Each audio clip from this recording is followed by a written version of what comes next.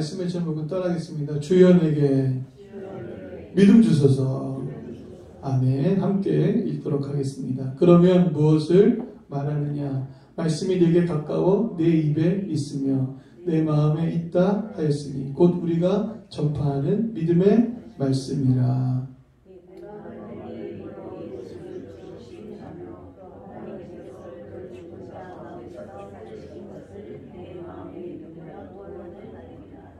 사람이 마음으로 믿어 의에 이르고 입으로 시인하여 구원에 이르느니라.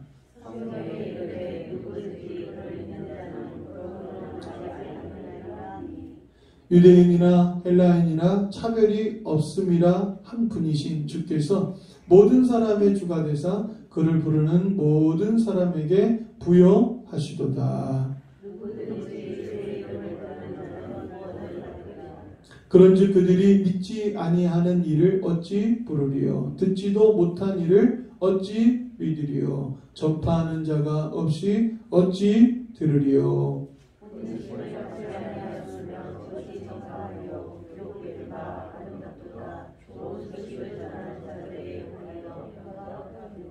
그러나 그들이 다 복음을 순종하지 아니하였도다. 이사야가 이르되 주여 우리가 전한 것을 누가 믿었나이까 하였으니 그러므로 믿음은 들음에서 나며 들음은 그리스도의 말씀으로 말미암았느니라. 아멘. 할렐루야. 할렐루야. 우리 좌우에 계신 분과 인사하겠습니다. 하나님께서 당신에게 큰 믿음 주실 줄로 믿습니다. 시작. 아멘. 오늘은 믿음에 대해서 함께 말씀의 은혜를 나누고자 합니다. 지금 코로나로 22개월째 우리 전 세계가 싸우고 있습니다. 참 어렵고 힘든 시간을 보내고 있죠. 경제적으로 큰 위기에 봉착했다라고 말합니다. 그러나 코로나가 끝나면 경제는 다시 회복될 거라 생각을 해요. 그런데 가장 큰 위기 중에서 저희가 신앙의 입장으로 봤을 때는 교회, 신앙의 위기가 더 크다고 생각해요. 그리고 코로나가 끝나도 이 신앙은 쉽게 회복되지 않을 것이다 라고 예측을 합니다. 왜냐하면 믿음이 떨어졌기 때문에 그래요. 한국에 6만 5천 개의 교회가 있다고 하는데 예배 인원수를 제한했기 때문에 그 중에 3분의 2 이상이 예배를 못 드렸지 않습니까? 근데 교회 중에서도 예배를 못 드리는 교회가 많이 있고 또 예배를 드리지 못하도록 했기 때문에 예배 못 나오는 사람들이나 또 예배를 온라인으로 송출하는 그런 기능들을 감당하지 못하는 교회가 너무 많아서 무려 전국에 16%나 되는 교회들이 예배를 못 드리거나 온라인 예배조차 없는 지경에 이르렀다고 합니다. 그래서 막 요즘 유튜브나 뉴스에 어떤 목사님들에게 또 교단의 대표자들에게 따지는 목소리가 많아요. 지금 코로나 기간 동안에 1만여 교회가 폐쇄되었다라는 것입니다. 끔찍하지 않습니까? 그리스도의 핏값으로 사신 교회 1만여 개가 문을 닫거나 예배를 드리지 않는다라는 것입니다. 이런 상황에서 믿음은 점점 떨어져 버렸습니다. 주께서 말씀하실 것입니다. 내가 너를 책망할 것이 있으니 너의 처음 사랑을 버렸느니라. 우리를 향하여서도 이렇게 책망하시면 어떻게 할까요? 여러분의 믿음이 예전과 똑같습니까? 코로나라는 이유로 믿음이 더 떨어져 버리지는 않았나요? 물론 우리는 예배를 잘 드리는 분들이 여기 계시니까 괜찮겠지만 온라인으로 예배 드리는 많은 사람들은 사실 예배의 감흥을 잊어버린 지 오래입니다. 그래서 말씀과 멀어지고 강단과 멀어지면서 믿음이 많이 떨어졌어요. 그런데 어디서부터 떨어졌는지, 왜 떨어졌는지를 잘 생각하고 회개하고 돌아오지 않으면 안 된다라고 성경은 말씀하고 있습니다. 그러므로 믿음의 회복은 오늘 제가 여러분과 함께 나누고 싶은 말씀이면서 믿어지는 과정이 사실 믿음의 회복의 과정과 똑같아요. 그래서 공식을 이야기하면 믿음은 어떻게 회복되는가? 믿어지는 과정, 믿음의 과정이 계속 반복되어짐으로 믿음이 회복되어지는 것입니다. 물결처럼 이렇게 올라갔다가 내려갔다 하는 것이 믿음의 상태예요. 믿음에는 기복이 있을까요? 없을까요? 있습니다. 믿음에는 기복이 있어요. 저도 과거를 돌아보니 예수 그리스도를 믿고 나서도 신앙의 기복과 영적인 위기들이 찾아오더라는 것입니다. 그렇기 때문에 이 믿음의 과정, 이 믿음의 회복이 일상에서 매일의 삶 속에서 우리의 끝나는 날까지 이 믿음을 붙들고 싸우는 영적 싸움이 여러분 앞에 있으며 반드시 승리하시기를 간절히 축원드립니다. 자, 그렇다면 오늘 믿음에 대해서 말씀드릴 때 믿음이 무엇인가 한번 살펴보려고 합니다. 믿음이란 아무 것을 믿어도 누구나 믿어도 어떻게 믿어도 상관없다가 아닙니다. 믿음에는 반드시 대상이 있고 그 내용이 있는 것입니다. 자, 믿음의 대상은 누구예요? 예수이십니다. 믿음의 대상은 바로 나의 주 예수입니다. 그래서 많은 종교들이 있지만 예수를 믿지 않는 종교는 구원의 종교라고 할 수가 없는 거예요. 그래서 그 믿음의 내용으로 본다면 예수님은 주가 되시고 예수님은 그리스도가 되시고 예수님은 하나님의 아들이 되십니다. 우리 따라해 볼까요? 예수님은 주가 되시고 그리스도가 되시고 하나님의 아들이 되십니다. 아멘. 믿으십니까? 여러분의 입술로 한번 고백해 볼까요? 시작. 예수님은 아멘. 여기 있으니까 따라하기 쉬울 거예요. 그저 그 예수 그리스도께서 십자가에서 죽으셔서 내 죄가 사함받고 그의 부활로 말미암아 우리가 영생을 얻게 되었습니다.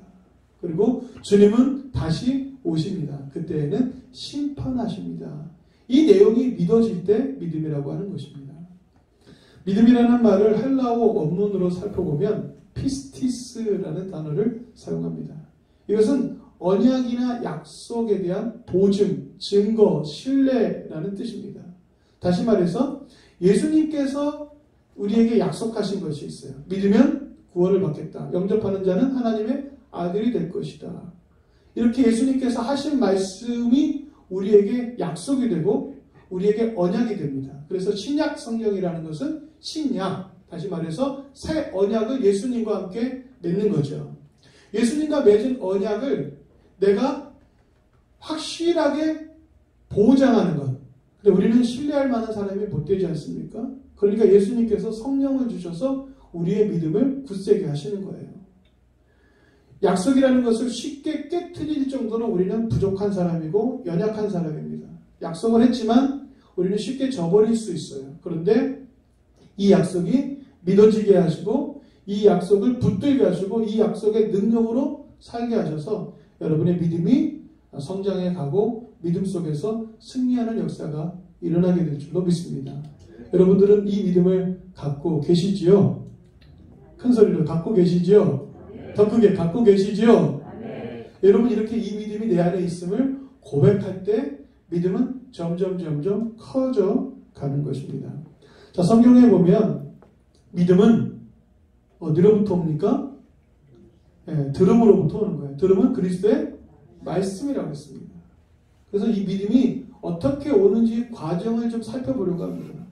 로마서 10장 8절이 핵심적인 내용을 먼저 담고 있습니다. 같이 읽어볼까요? 시작. 그러면 무엇을 말하느냐? 말씀이 내게 가까워 내 입에 있으며 내 마음에 있다 하였느니라. 아멘. 하나님의 말씀이 좀 가깝고 그 말씀이 내 입에 있고 내 마음에 있으면 믿음의 역사가 시작되는 것입니다. 오늘 이 시간 여러분들 말씀이 또렷이 잘 들리시죠? 주님의 음성이 들리십니까? 그 말씀이 여러분 가슴속에 있습니까? 그 말씀이 여러분의 입술을 통하여 아멘으로 고백되어질 때 그것은 옥토와 같은 심령에 싹 트는 100배의 결실이 되는 것입니다. 성경에 보면 그러므로 믿음은 들으면서 난다. 잘 들어야 합니다. 그리스도의 말씀을 잘 들을 때 여러분 영향을 받고 또 그 말씀의 역사가 일어나는 것입니다. 우리가 어렸을 적부터 아이에게 말씀을 읽게 하고 또 말씀을 들려주고 또 말씀을 보여주면요. 아이의 자라가는 가치관 속에 하나님에 대한 신앙이 명확하게 세워져 갑니다. 영향을 받게 되어 있어요. 그렇기 때문에 여러분 아무리 강팍한 사람도 말씀이 계속 들려지는 자리에 노출되어지잖아요. 그럼 그 말씀의 능력이 있기 때문에 변화되어집니다. 내가 믿음이 부족할지라도 주님 내게 믿음을 주시옵소서라고 간청하고 주님께 요청할 때는요. 말씀과 가까워야 합니다. 늘 말씀이 가까이 여러분의 삶 속에 있을 때 믿음의 역사가 일어나는 줄로 믿습니다. 제가 한 재미난 이야기를 하려고 합니다. 이건 유머예요. 실제로 일어난 사건이 아닙니다. 어떤 곳에 교회와 절이 아주 밀접하게, 문만 열면 바로 앞에 교회와 절이 보일 정도로 밀접하게 있었다고 합니다. 근데 서로 관계가 좋을 수가 없잖아요. 교회는 절에서 나는 이 향 냄새가 너무 싫은 거예요. 그래서 괘씸하게 아주 짓궂게 교회 앞마당에서 삼겹살을 구워 먹기도 했다고 합니다. 거기는 이제 고기를 안 먹는 데니까.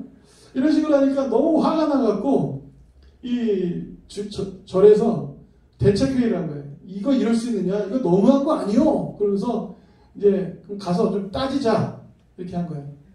그래서 주지스님이 중도를 모아놓고 야 누가 가서 좀 따져라. 야 네가 갈래? 네가 갈래? 하니까 아무도 안 가는 거예요. 그러니까 주지스님이 하시는 말씀이 정령 아무도 십자가를 지려 하지 않느냐? 이렇게 헌팅을 쳤다고 합니다. 예, 물론 우스갯소리예요. 실제적으로 일어나는 일이 아닙니다. 의문의 일패를 당한 거죠. 그러고 나서 야, 뭐 스님도 십자가 얘기하시네. 이건 말이 안 되지 않냐? 하면서 아유 연불이나 외워야겠다라고 하면서 이제 연불을 외우는데 마침 교회에서 계속 부흥회를 했나 봐요.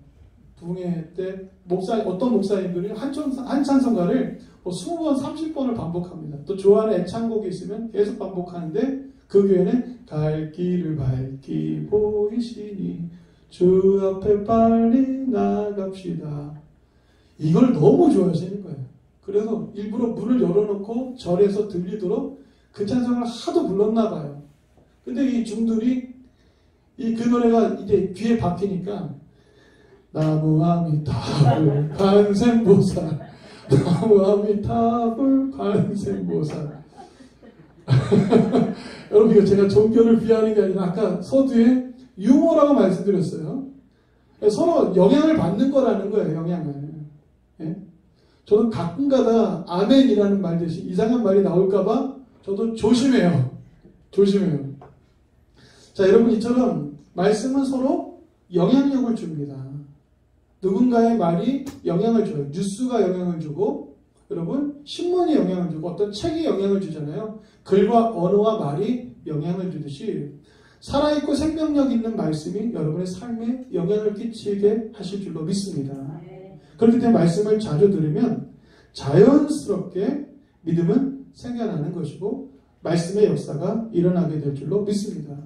그런데 그렇다고 다 예수 믿는 것 아니에요. 아까 예를 들었는데 그렇다고 해서 여러분 스님들이 중님들이 다 예수 믿는 건 아니잖아요. 성령이 역사하셔야 될 줄로 믿습니다. 성령이 역사하셔야 그 안에 말씀의 역사가 일어나고 회개의 역사가 일어나는 거예요. 그래서 성경은 말합니다. 성령이 아니고서는 예수를 주시라 할 수 없다. 성령이 계시기 때문에 회개의 역사가 일어나는 것이다. 그렇기 때문에 여러분 믿어지는 과정에서 반드시 마음으로 믿어지면 여러분 예수를 주라 시인하게 되고 회개의 역사가 일어나게 되는 것입니다. 깊은 회개를 하고 나서 예수님이 탁 믿어지는 새로운 탄생이 있는 사람도 있는 반면에 예수님이 믿어지면서 더 크게 믿어지면서 매 순간순간마다 회개의 역사가 일어나서 그리스도의 은혜 가운데 빠져가는 사람도 있어요. 신앙의 형태는 다 다른 겁니다. 그렇기 때문에 구원파에서 당신이 예수 믿고 구원받은 날, 거듭난 날은 며칠입니까? 라고 물었을 때 대답 못해도 두려워하실 필요가 없어요. 우리가 거듭난 것만 확실하면 되는 것입니다. 그 날과 때를 우리가 잘 알 수 없으나 회개하고 예수님을 내 안에 모시고 믿음으로 거듭났다라는 것을 우리 스스로가 확증할 수 있어야 한다는 것입니다. 그렇기 때문에 여러분 믿음의 역사는 성령의 역사라고 할 수 있습니다. 그것을 여러분들이 마음으로 믿는다면 입술로 고백하셔야 될 줄로 믿습니다. 로마서 10장 10절 시작. 사람이 마음으로 믿어 의에 이르고 입으로 시인하여 구원에 이르느니라. 아멘.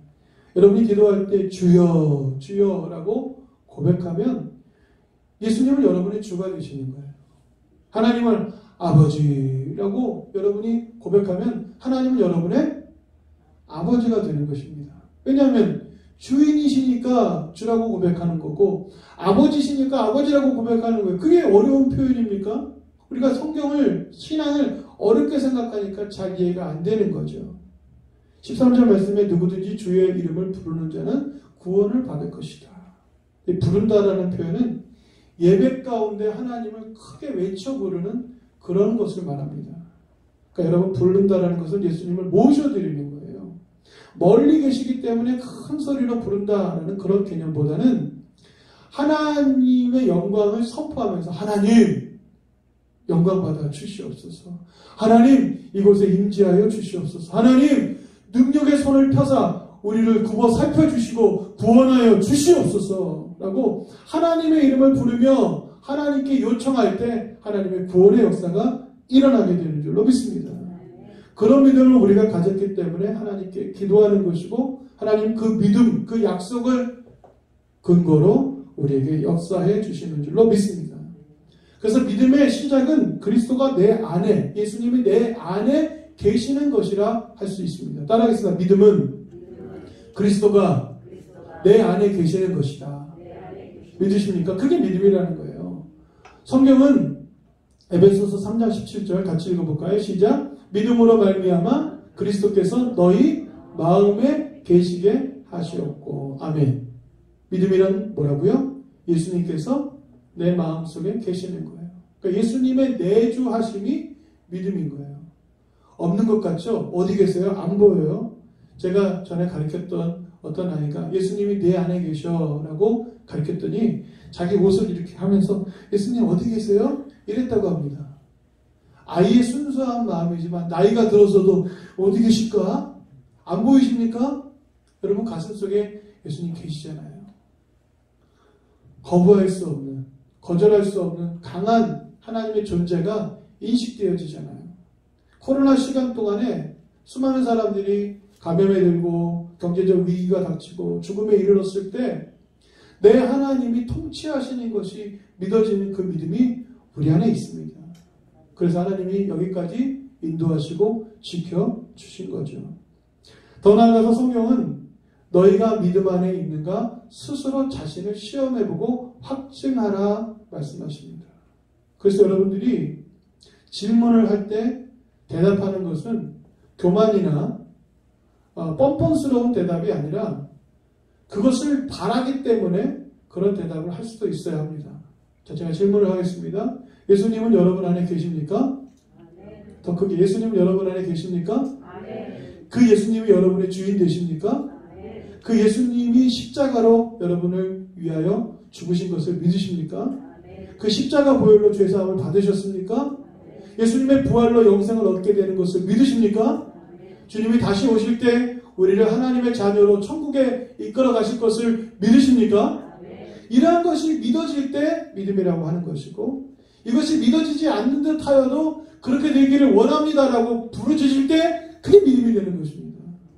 우리는 내가 확실하게 믿는 것과 그렇게 되기를 바라는 것을 구분하고 싶은 어리석음이 우리 안에 있어요.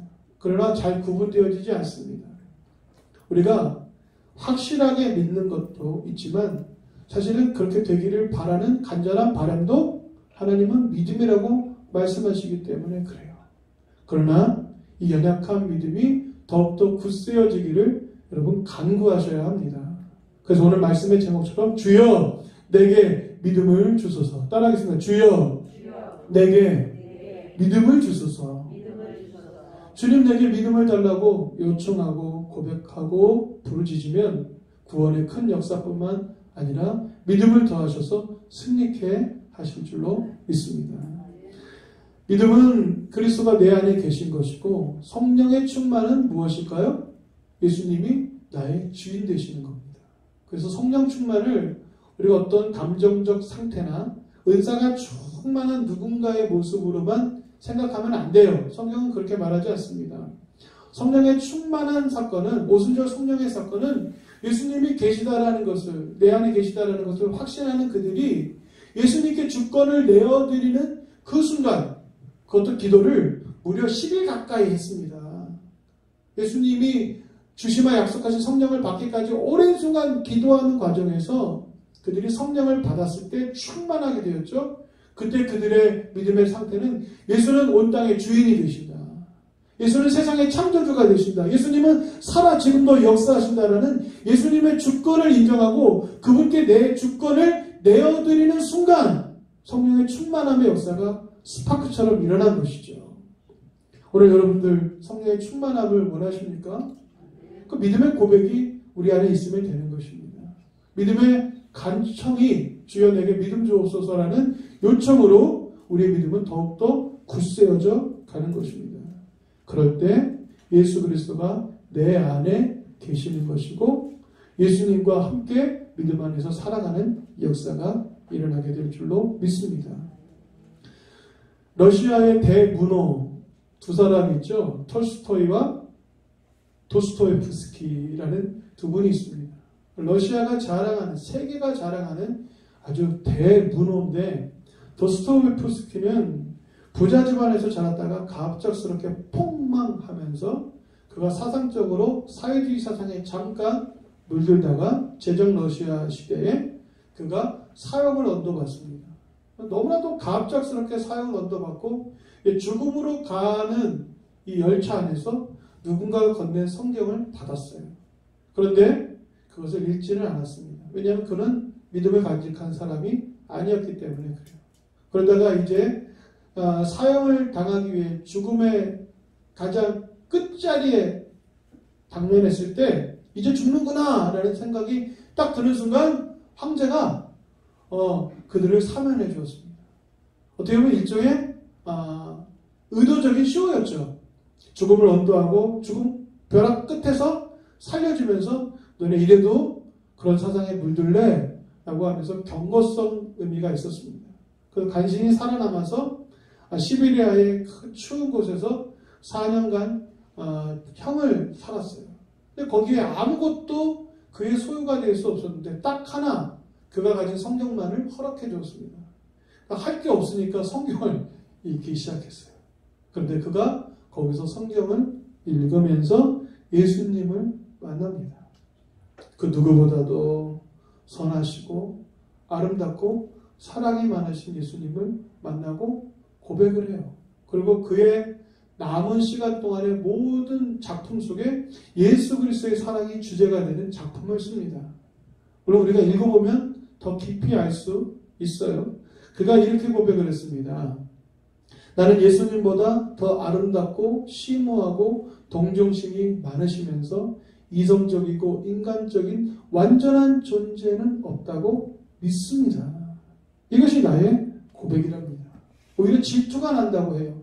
예수님과 같은 존재는 있지도 않을 뿐만 아니라 있을 수도 없습니다. 나는 또 말하고 싶습니다. 누군가 나에게 예수님이 진실 밖에 있다는 것을 입증하거나 그 진실이 참으로 예수님 밖에 있다는 것을 증명하거든 나는 차라리 진실이 아니라 그것이 진실일지라도 나는 예수님과 함께 있는 것을 선택하겠습니다.